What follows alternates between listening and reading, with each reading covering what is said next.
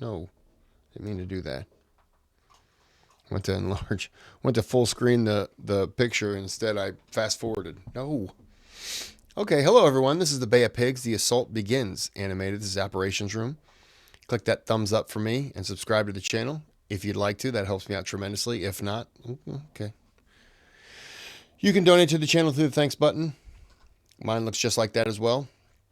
If you donate and you request a video, your name sponsors that video. Unless you don't want it to, then just tell me. You can still request without donating. It just takes a little bit more time to get to. All right, there's a part 2, the Bay of Pigs, Castro Strikes Back. I'll probably do that one next. So let's get into this. If you don't know, Bay of Pigs, JFK, it is you know what? Why spoil it? At just before 6 a.m. on the 15th of April 1961, 8 B-26 Invader light bombers, piloted by Cuban exiles who now live in the United States, have crossed the Cuban coastline before splitting into 3 separate groups. These aircraft have come from a covert CIA base in Nicaragua and spent the last 3 hours flying high above the Caribbean Sea. 2 of the B-26s head for their target of Antonio Maceo Airport near Santiago in Cuba, which is being used by Fidel Castro's revolutionary Cuban government as a military airbase. One of the pilots, Gustavo Panzoa, is a former Cubana Airlines pilot who knows the airfield well. He spots the DC-3 that he used to pilot as a commercial airman and dives, releasing a 500-pound bomb before pulling up. The DC-3 explodes, and Panzoa and his wingman make several strafing runs on the airfield before egressing towards their home base. There is no turning back now. The battle for the fate of Cuba has begun. A quick word on this week's sponsor, Warhammer 40 game. Palmer features action across the galaxy challenges in Warhammer, and since the game end, take us to 3 years earlier, Castro's Revolutionary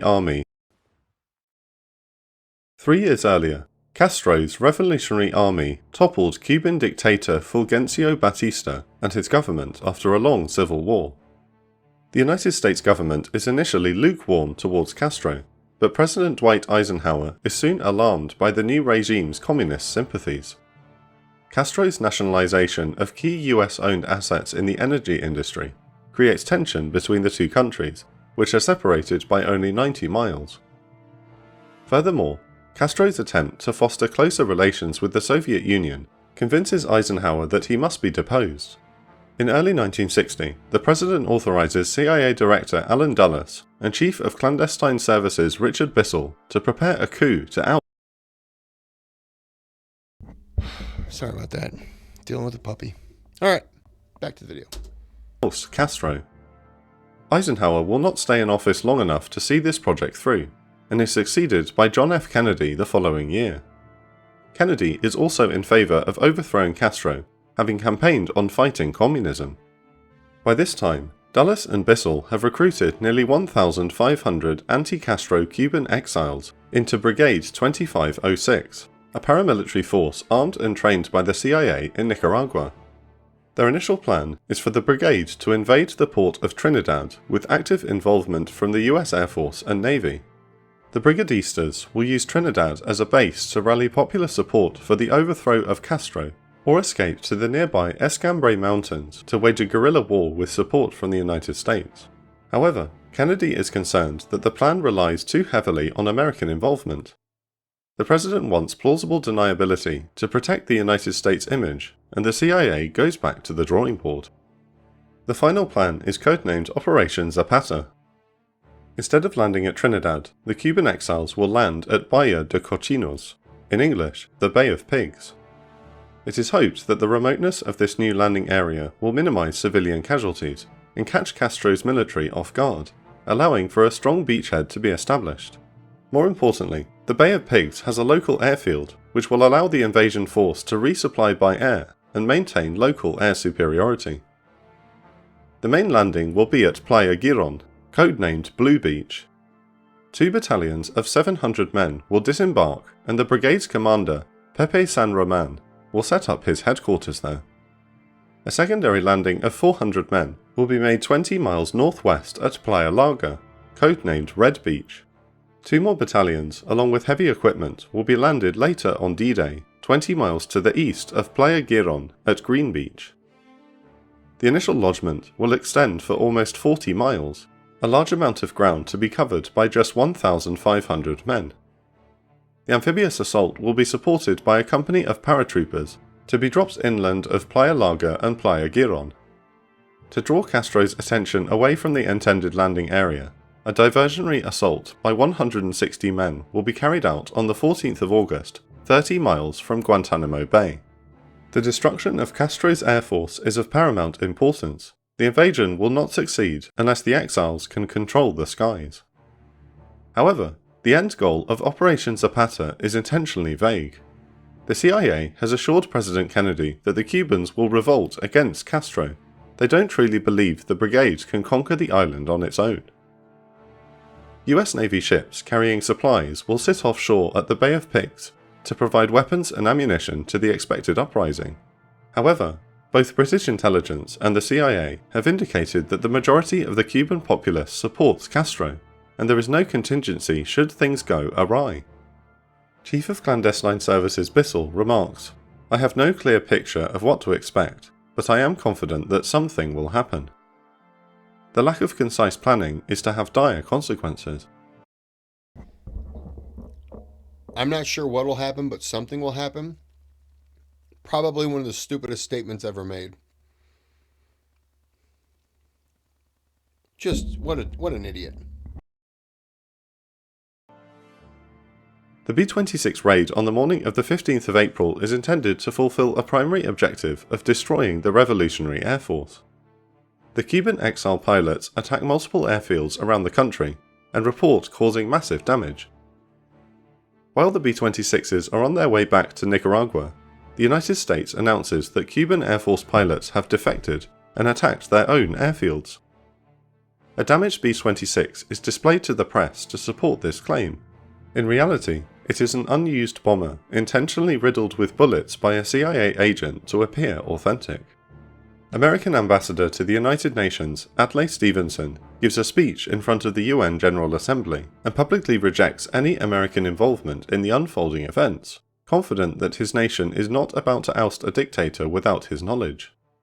In fact, Stevenson has not been told about Operation Zapata, and is later horrified when he finds he has not told the truth to the world.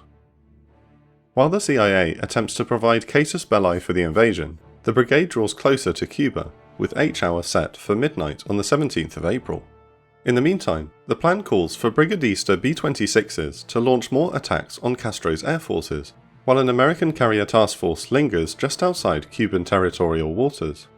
Led by the USS Essex, and having travelled from Nicaragua, this naval formation stands ready to send in supplies and provide aerial support once the invasion gains a beachhead.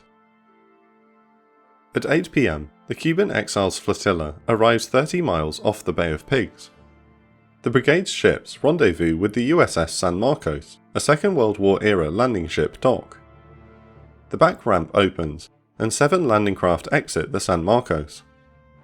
4 landing craft vehicle personnel, or LCVPs, and 3 landing craft utilities, or LCUs, exit carrying trucks, jeeps, radios, and M41 Bulldog light tanks. A landing craft mechanized also arrives, carrying more M41 tanks which will be landed on the beach. Its job done, the San Marcos turns around to return to base. The rest of the brigade's vessels forge ahead towards their home nation of Cuba. By 11 PM, the Exiles fleet arrives 5,000 yards off the Bay of Pigs. After almost 2 years of planning, the landings are now in motion. At just past midnight on the 17th of April, 5 Cuban frogmen, led by CIA agent Grayston Lynch, set off towards shore in a Zodiac boat to clear the landing beach and mark proper channels. These men are to be the first men ashore at Blue Beach, the main designated landing zone for the brigade. The command landing craft infantry ship Blagar will land at this beach after it has been secured to offload troops and supplies. However, the Zodiac snags on coral as it makes its way to the shore. The CIA has failed to heed warnings from the Cuban exiles about the coral at the Bay of Pigs, dismissing satellite photos as showing seaweed instead. Lynch's boat manages to get over the reef, but the larger landing ships will soon have a serious issue to contend with when they attempt to land. The team of frogmen diverts towards a darker stretch of beach, as Lynch and his team discover a problem. The supposedly deserted beach they were intending to land on is lit up by floodlights, as local villagers are having a fiesta. They manage to land safely at the nearby deserted beach and begin wading through the ocean surf towards land. Their bad luck continues when one of the red marker lights to be used to guide the transports to shore shorts out and glows brightly in the night. Before the men can cover it, a military jeep carrying Cuban militiamen arrives on the beach and points its headlights directly at the frogmen. Lynch and the Cuban exiles open fire and disable the jeep, but the militiamen are able to flee into the darkness. Knowing the element of surprise has been lost, Lynch radios to the Blagar and asks the captain to move closer so the ship's guns can support his team with covering fire. However, Lynch fails to warn them of the dangerous coral they had discovered on the way in. 3 more jeeps pull up carrying 24 Cuban militiamen. Lynch's men open up with their machine guns and a firefight breaks out. Lynch is mystified that there are so many Cuban militiamen in the area, but he is unaware that the entire plan has been compromised. Indiscreet talk by Cuban exiles in Miami have alerted the Soviet Union and Cuba's revolutionary government to the impending invasion. Castro has used this knowledge and mobilized over 200,000 of his militia and armed forces to meet the threat. To further complicate matters, the diversionary landing scheduled for the previous night near Guantanamo Bay was cancelled when the reconnaissance group spotted Cuban soldiers loitering on the beach. The militia already at the Bay of Pigs will soon be joined by Castro's regular armed forces. Luckily for the frogmen, the Blagar moves close enough to support them on the beach with 50 caliber machine gun fire. The arrival of heavier firepower tips the advantage to the brigadistas, and the militia retreats. With the beach secure, the landing can now proceed. LCVPs and small wooden boats filled with brigadistas set off from their transport ships, only to become lodged in the coral. Some manage to find gaps and push through, but most landing craft become stuck, and some sink after having their hulls ripped apart. The exiles must stand on the coral and wait until they are picked up by the smaller boats to ferry them ashore. Nonetheless, the return to their native land is emotional for many men who kneel and kiss the beach. At 1:30 am, Lynch arrives back on the Blagar to receive news from Langley that Castro's air force is still intact. The message reads, "Expect you will be under attack at first light. Unload all men and supplies and take the ships to sea." The transports have only been partially unloaded, and most of the medical supplies and the ammunition are still aboard. Lynch consults with the brigade's commander Pepe San Roman aboard the Blagar. Lynch tells San Roman the bad news and recommends scrapping one of the 3 planned landings. With the operation proceeding at a far slower pace than expected, San Roman agrees, and the bulk of the brigade's troops will now be disembarked at Blue and Red beaches. No landing will be made at Green Beach. As dawn breaks over the Bay of Pigs, American C-46 pilot Edward Ferrer is flying brigade paratroopers to their target drop zone north of Playa Giron. The airborne assault is to be conducted at 7:30 am by 5 C-46 commandos and 1 C-54 Skymaster. The men aboard Ferrer's aircraft are to seize a road inland of the beach and hold it until the seaborne infantry can rendezvous with them. Ferrer flies directly over the invasion fleet at 6:30 am and is approaching the drop zone when he is suddenly hit by small arms fire. Beneath him, Cuban militiamen are firing up at the defenseless aircraft. Ferrer momentarily breaks off to evade ground fire before returning to the drop zone. So I don't know much about the Bay of Pigs. But I didn't realize we were this involved. I just thought it was the CIA put the money behind it and kind of paid people to do it at the yawn. It's late for me. And I thought the CIA just put up the money. I didn't realize that we were this involved. I got to say, kind of get why Cuba doesn't like us. Makes some sense. Anytime I've ever heard about the Bay of Pigs, it's always, yeah, it was a failed assault on Cuba to get Castro.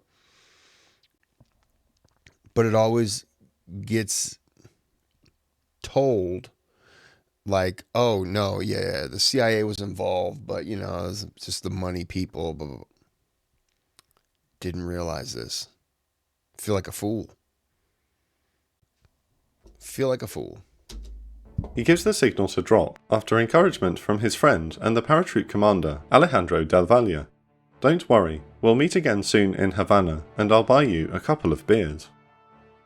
At the same time, San Roman and the Cuban exiles spot aircraft over the Bay of Pigs and believe it is their promised American air support from the Essex carrier group. However, the aircraft instead dive on the invasion ships, strafing and firing rockets at the shocked exiles. One of the C-46s is shot down by a British-built Hawker Sea Fury, sold to Cuba before the revolution.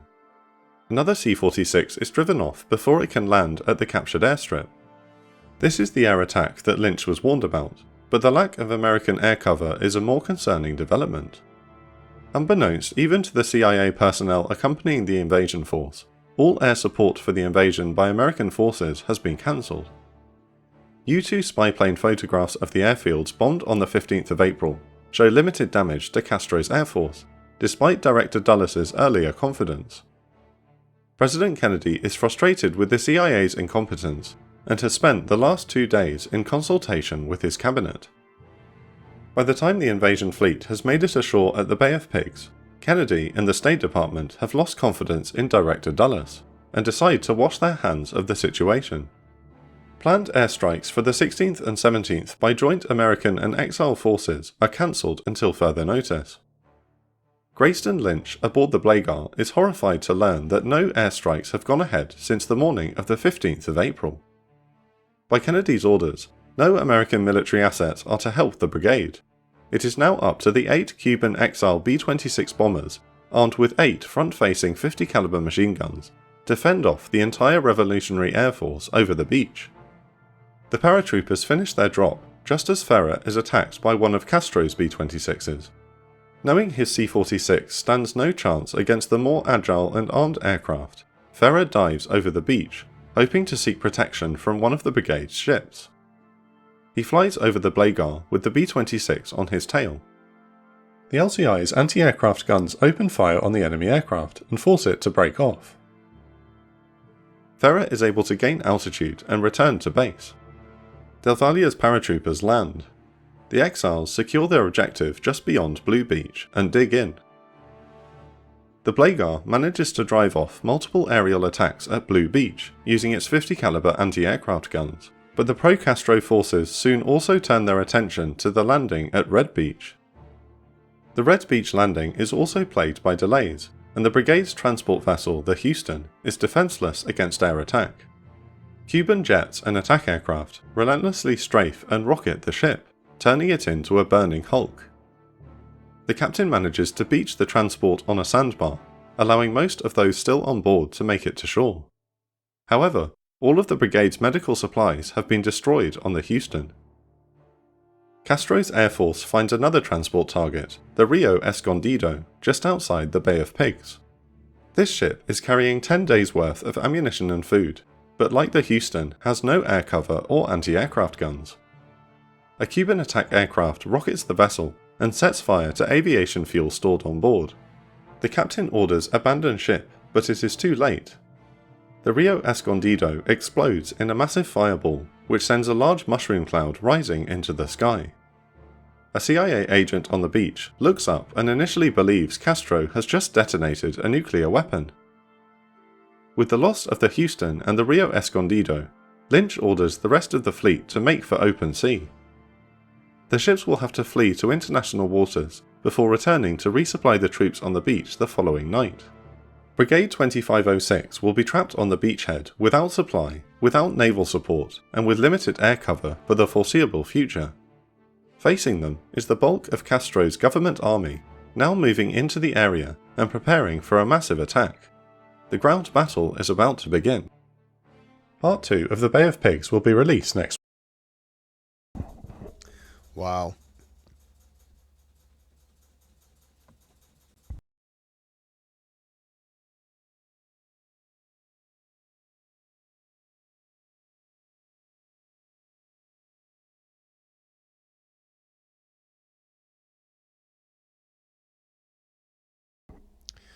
So he had about a 3-minute scratch on his ear, and he kept banging into his kennel.